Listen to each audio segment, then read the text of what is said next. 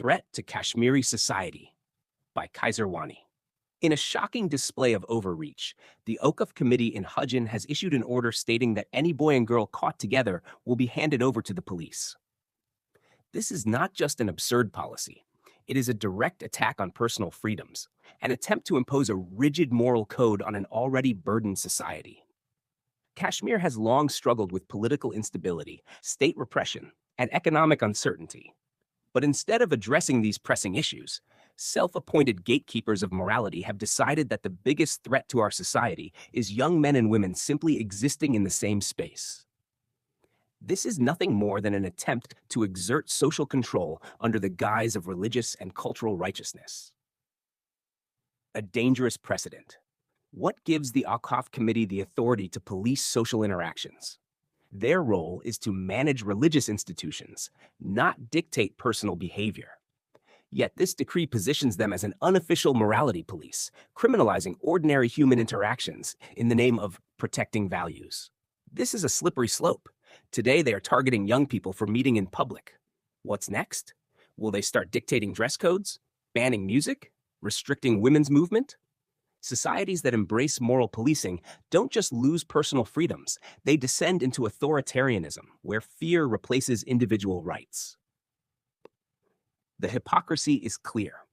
If the Awqaf Committee is so concerned about morality, where is their outrage over corruption within religious institutions? Where are their statements on rising unemployment, drug addiction, or the economic struggles crushing Kashmiri families? Why do their moral standards only seem to apply when it comes to restricting the freedoms of ordinary people, especially the youth? The truth is, this isn't about protecting society. It's about control.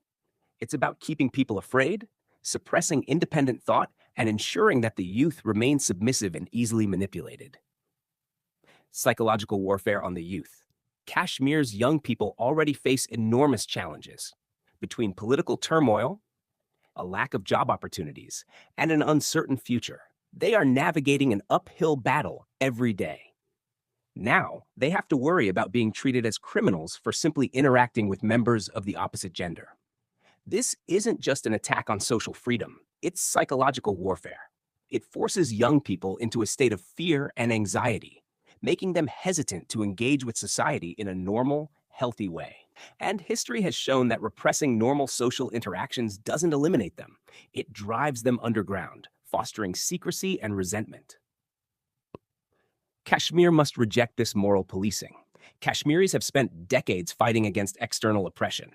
But now, we must recognize and resist internal oppression as well. Policies like this do not strengthen our society, they weaken it, turning us into a culture of surveillance and fear. The people of Hajin and all of Kashmir must push back against this decree.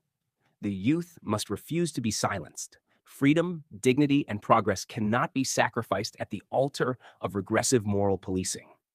To the Awqaf Committee, you do not get to define Kashmiri culture. You do not get to dictate how people live their lives, and you certainly do not get to decide who is worthy of police intervention.